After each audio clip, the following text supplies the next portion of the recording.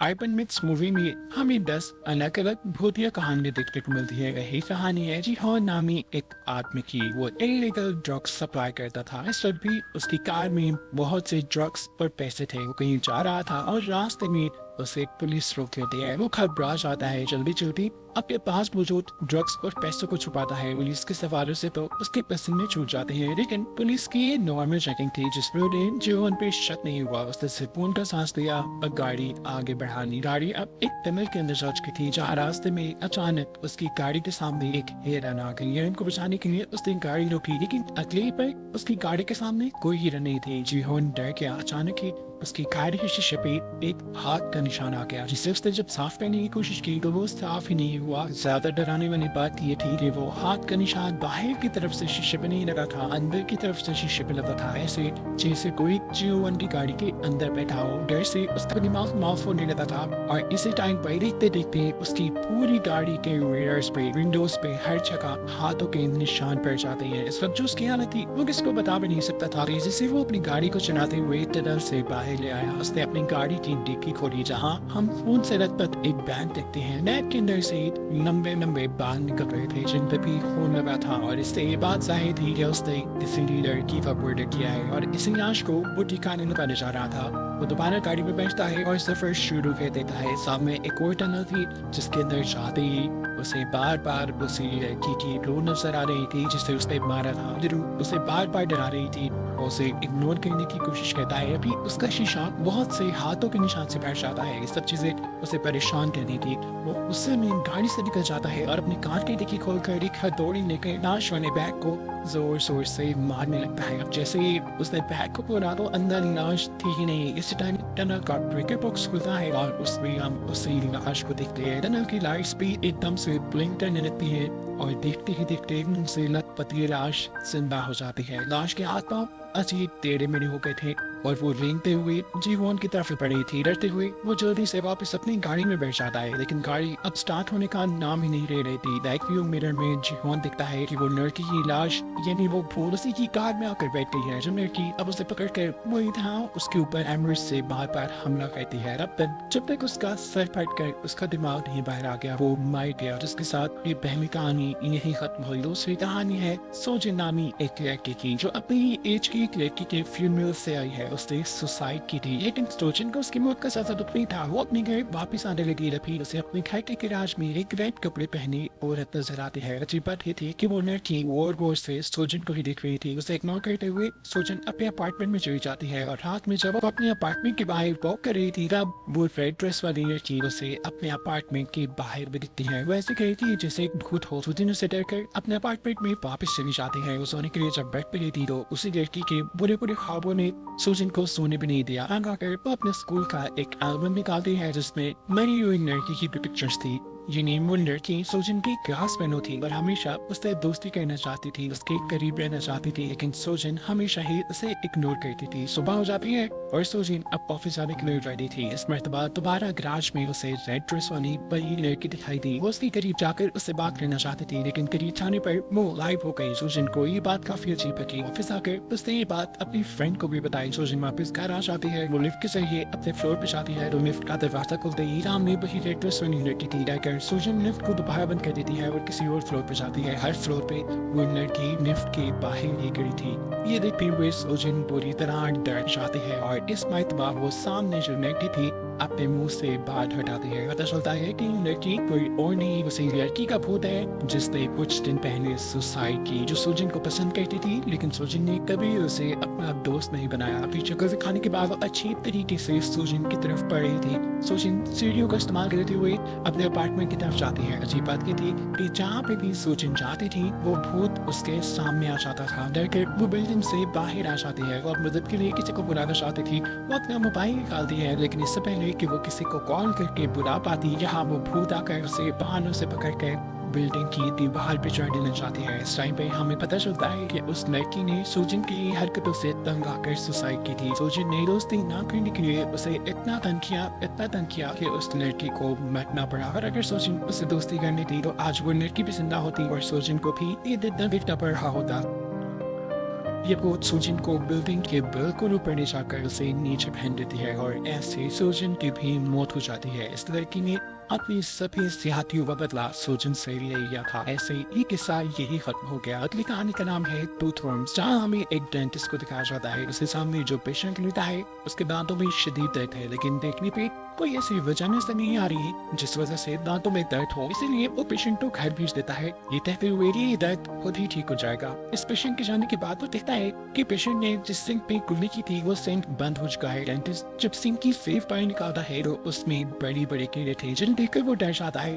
पूरन इसे डस्टबिन में गिरा कर वो जल्दी से पेशेंट की एक्सरे चेक करता है और देखता है कि पेशेंट के जॉस में बड़े बड़े कीड़े भरे थे। ये देखकर वो बहुत ही हैरान हुआ, क्योंकि आज से पहले उसने ऐसा कुछ कभी नहीं देखा था। वो अपनी सीनियर को जाकर इन सब चीजों के बारे में बताता है। इवन इस डेंटिस्ट के सीनियर ने भी अपने पूरे लाइफ एक्सपीरियंस में ऐसा केस नहीं देखा। वो डेंटिस्ट को रिसर्च करने को कहता है। डेंटिस्ट जल्दी से एक लाइब्रेरी में जाता है और बहुत रिसर्च करने के बाद उसे टूथवर्म नामी इस बीमारी का पता चल जाता है। पता चलता है कि ये 1 लाख में से सिर्फ एक इंसान को होते हैं। ये कीड़े बहुत ही खतरनाक और जानलेवा होते हैं। जिस इंसान के अंदर इन कीड़ों को देखा गया था वो इन कीड़ों की वजह से पागल हो गया, और अगर इन कीड़ों को रोका न जाए तो ये बीमारी दूसरे इंसानों में भी फैलने लग जाती है, किसी वबा की तरह। ऐसे में इंसानों की जानें खतरे में पड़ जाती है। इस सब पढ़कर ही डेंटिस्ट बहुत ज्यादा परेशान हो चुका था। उसने यहाँ ये भी पढ़ लिया था कि इस बीमारी का कोई इलाज नहीं है, लेकिन फिर भी वो फौरन अपने क्लिनिक में आकर उस पेशेंट को वापस बुलाता है और किसी तरह उसका इलाज करने की कोशिश करता है, क्योंकि कोई दूसरा रास्ता उसके पास था नहीं। उस आदमी के मुंह को सुन करने के बाद वो उसके जॉस को काट कर एक एक करके कीड़े बाहर निकालने लगा था। और इस ऑपरेशन के दौरान ही इस आदमी की हालत बहुत ज्यादा खराब हो जाती है। वो कांपने लग जाता है, उसकी आंखें लाल हो गई थी और लाल आंखों के अंदर हम वही कीड़े दिख रहे थे।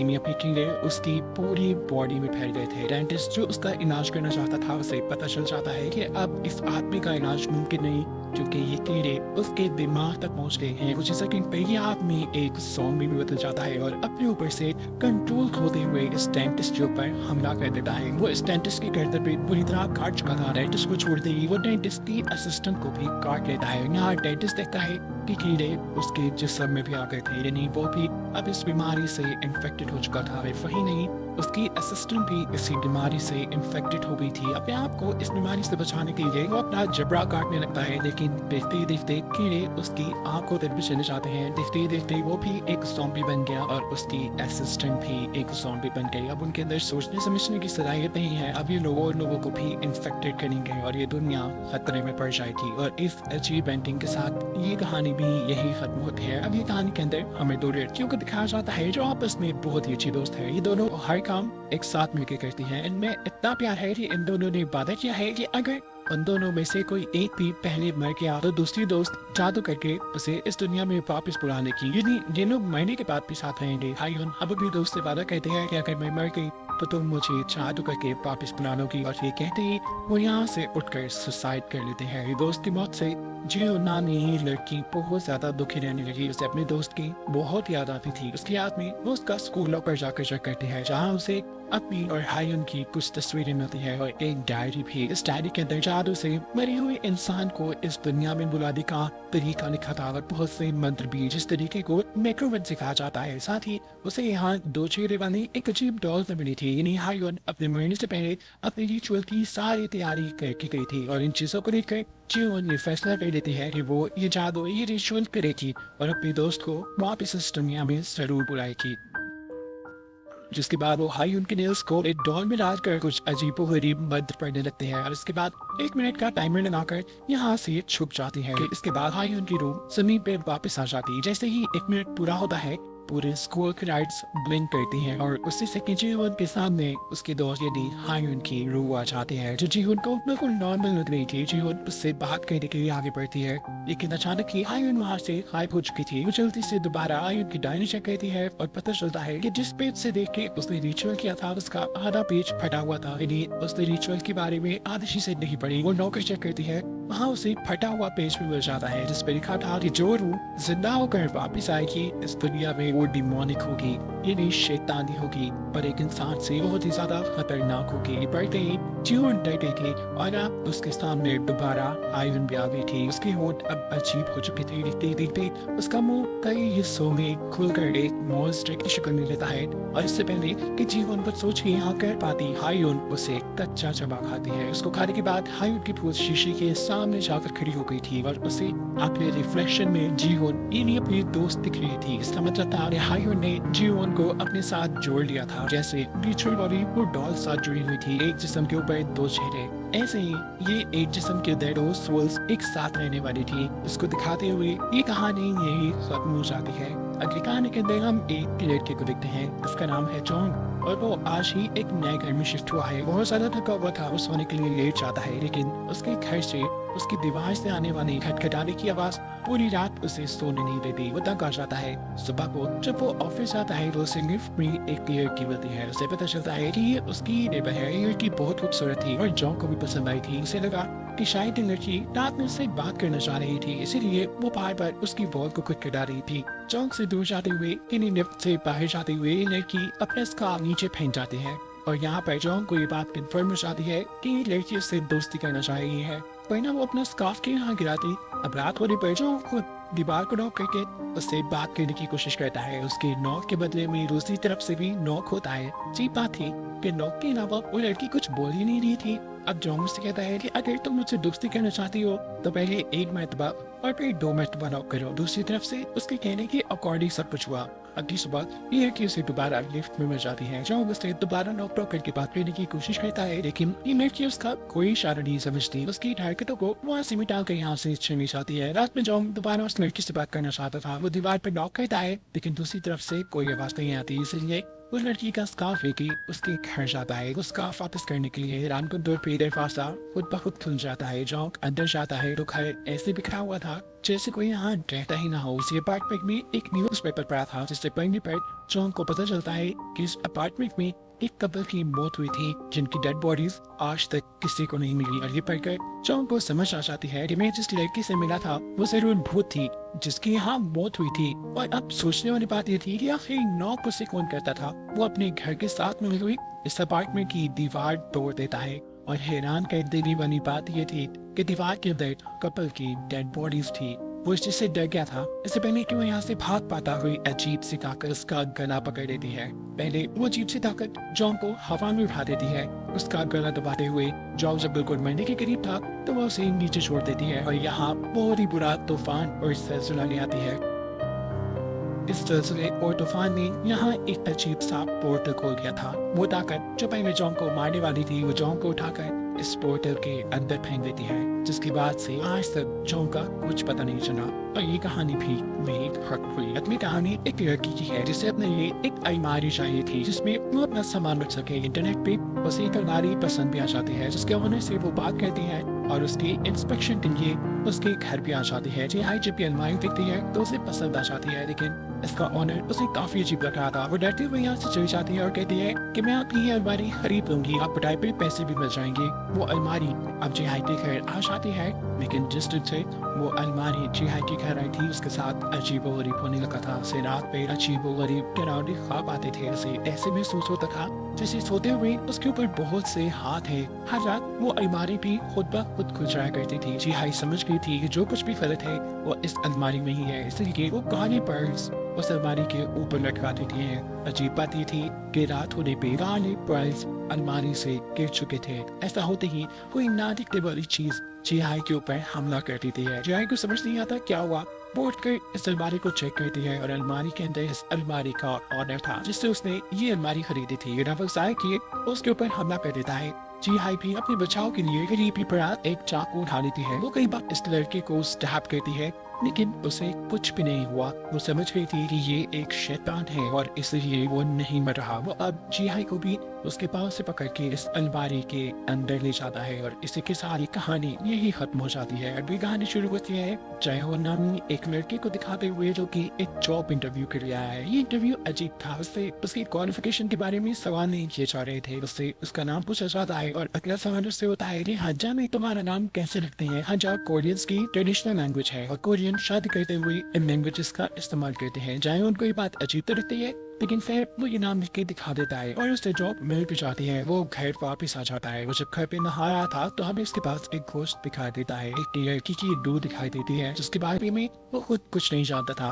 अगली सुबह वो ऑफिस आ जाता है। ऑफिस आते ही उसे छोटी सी चोट लग जाती है और फौरन बॉस आकर यहाँ उसकी चोट को ठीक कर देती है। जहाँ को ये बात अजीब लगी। वो लाइब्रेरी जाता है कुछ फाइल्स लेने के लिए, जहाँ उसे अपने नाम की एक रेड कलर की फाइल मिलती है। इस फाइल को देखकर उसे सस्पेंस होता है। जब वो फाइल खोलता है तो इसके अंदर अजीब व गरीब रिचुअल वाली चीजें थी। एक तरह का कॉन्ट्रैक्ट था जो भूतों के साथ किया जा रहा था। उसमें जिहोन के साइन थे और इस सब का मतलब था कि जयहोन भी घोस्ट मैरिज के लिए हाँ कर दी है। उसे अब अपनी बॉस पे शक हुआ। वो चाहता था कि उसकी बॉस उसके साथ कुछ गलत कर रही है, लेकिन वो बॉस के साथ बहस नहीं करता क्योंकि ये जॉब उसे मुश्किल से मिली थी। वो खाना चाहता है और जब वो खाना खा रहा था तब हम देखते हैं कि उसके टेबल के नीचे किसी और का भी खाना है। यहाँ ऑफिस में हमें दिखाया जाता है कि जयहोन की बॉस उसके घोस्ट मैरिज के प्रोसेस को शुरू कर देती है। जैसे जैसे वो रिचुअल कर रही थी जयहोन को गर्मी लगने लगी थी। उसे ऐसे लगा कि जैसे उसकी पूरी बॉडी को किसी ने कंट्रोल में कर लिया। वो हिल भी नहीं पा रहा था। उसने जैसे ही आंखें खोली तो उसके सामने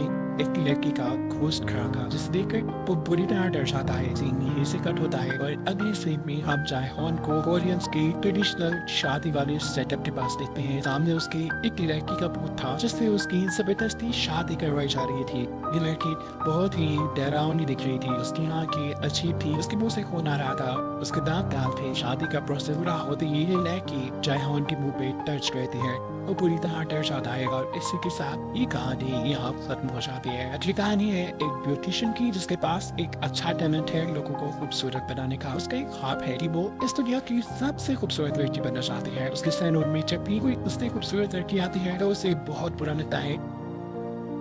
वो उसके बारे में अजीबोगरीब सोचने लगते हैं, यहाँ तक कि वो अपनी साइकिल की खूबसूरत लड़कियों को बहुत ज्यादा तंग भी किया करती थी। आज जब वो अपने अपार्टमेंट में जाने के लिए लिफ्ट में आई, अचानक से निवनारी हो गई। लिफ्ट के मिरर पे जाता चका उन्हीं हाथों के निशान लग गए और उसे लिफ्ट के मिरर में उसका डरावना चेहरा दिखाई दिया। उसका बदसूरत चेहरा, वो बदसूरती जिसे वो हमेशा छुपा के रखती थी और ये चीज उसे बुरी तरह डरा देती है। घर आकर जब वो शीशा देखते हैं तो उसे अपना चेहरा अजीब लगता है। उसकी शक्ल डिमोनिक यानी शैतानी होने लगी थी, लेकिन वो हर टाइम अपने आप को शीशे में घूरती रहती थी। न सिर्फ ये, वो शीशे में घूरते हुए लोगों को बहुत बुरा भला भी कहती थी और उसके अंदर की सारी नेगेटिव एनर्जी वो अब शीशे में दिख रही थी। उसे कुछ समझ नहीं आता कि क्या हो रहा है। वो सबको इग्नोर करते हुए अपने फोन में खूबसूरत लड़कियों की पिक्चर्स देखती है और उन्हें दोबारा बुरा भला कहती है। ये कहती ही उसे कुछ अजीब हुआ। उसे 5 बजे से हरकत देखी। उसे खुद भी समझ नहीं आता कि वो क्या कर रही थी। वो अब इन सारी चीजों से निकलती है और अपने आप को सेट करके अपनी एक खूबसूरत सी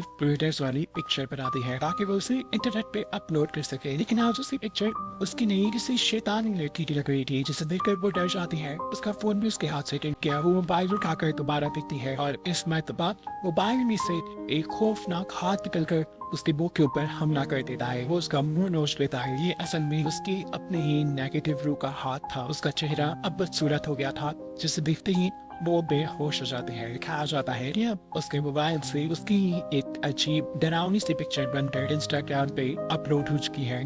जिस खूबसूरती के पीछे वो पागल थी, जो खूबसूरती उसका वरूर थी, आज उसका सारा वरूर पानी में मिल गया और इसके साथ ये कहानी भी यही खत्म होती है। अगली कहानी की शुरू होते ही हम एक वेयर हाउस के अंदर बहुत से स्टैचूज देखते हैं। हम एक चेन नामी लड़का और एक सिक्योरिटी गार्ड देख रहे थे। सिक्योरिटी गार्ड चेन को बताता है कि कभी कभार ये सारे स्टैचूज ऐसे बिहेव करते हैं जैसे ये जिंदा हो। चेन को उसके पास पे यकीन नहीं आता, तभी अचानक उसे पीछे से कोई आवाज आती है और वो देखता है कि एक स्टैचू अजीब सी हालत में है। डरकर चेन यहाँ से बाहर निकल जाता है। इसके बाहर निकलने के बाद हम देखते हैं वही स्टैचू गर्दन घुमाकर उसी को देख रहा था। यानी सिक्योरिटी गार्ड जो कहानी चेन को सुना रहा था वो सच थी। यहाँ से बाहर निकलने के बाद वो देखता है कि उसके बॉस किसी आदमी के साथ बात में बैठे थे। चेन को देखकर बॉस के साथ बैठा हुआ आदमी अपनी गर्दन को पूरी तरह घुमाकर पीछे कर देता है। चेन देखता है कि वो कोई आदमी नहीं बल्कि एक स्टैचू था जो किसी जिंदा आदमी की तरह बिहेव कर रहा था। देखकर वो डर जाता है, भागकर वो अपने घर आ चुका था और अब वो इंटरनेट पे उस वेयर हाउस के बारे में सर्च करता है, जहाँ उसे पता चलता है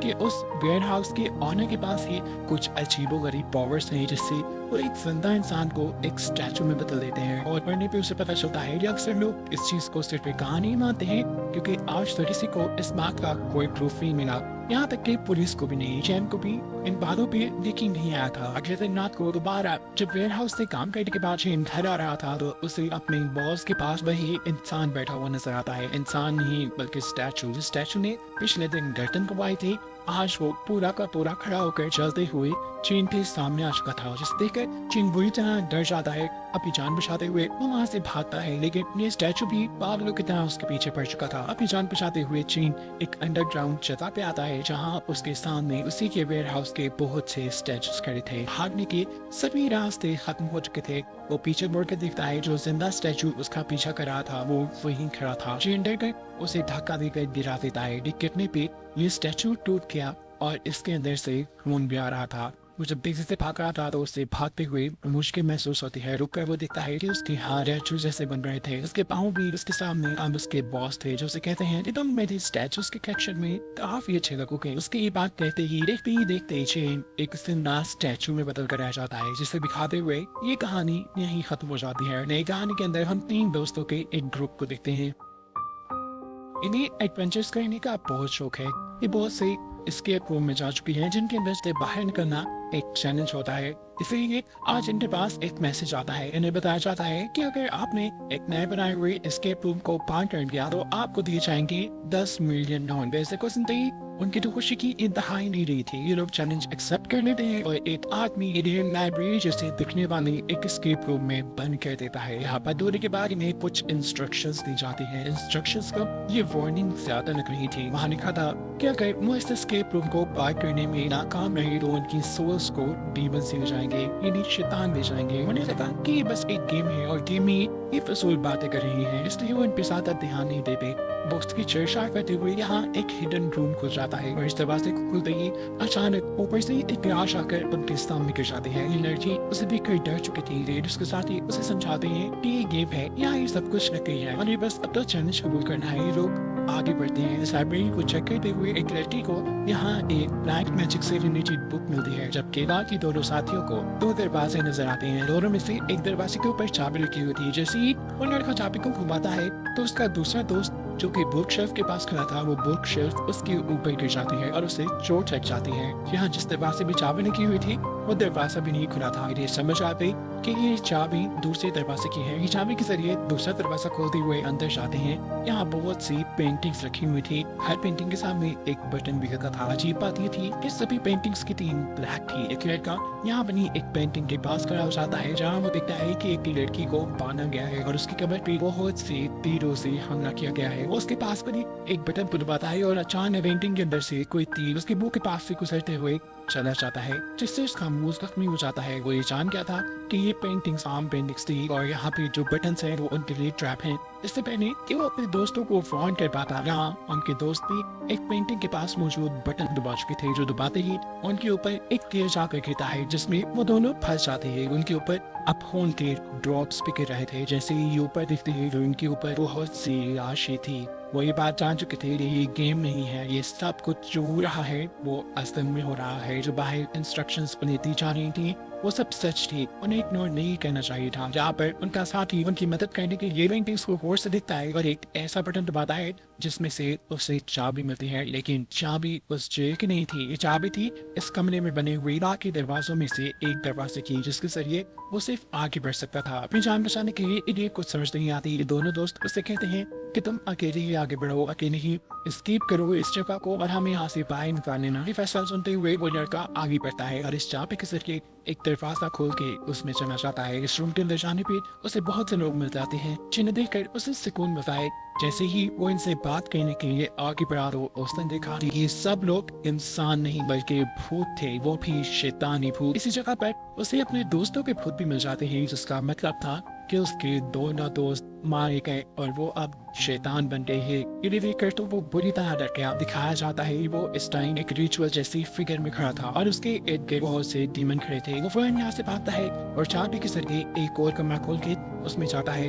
अंदर जाते ही वो सीना शूज के ऊपर गिर जाती हैं, जिनके नीचे वो दब जाता है, लेकिन वो अभी तक जिंदा था। जहाँ से एक डीमन आकर उसे ले जाता है। स्क्रीन पर लिखा दिखाया जाता है एस्केप फेयर, यानी ये इस जगह को पार नहीं कर पाए, ये हार गए हैं। और जैसा उन्हें बताया गया था कि अगर वो हार गए तो उनकी सोल को डीमन ले जाएगी, बिल्कुल ऐसा ही हुआ, जिससे दिखाते हुए ये कहानी और इसके साथ ये मूवी भी यही खत्म हो गई।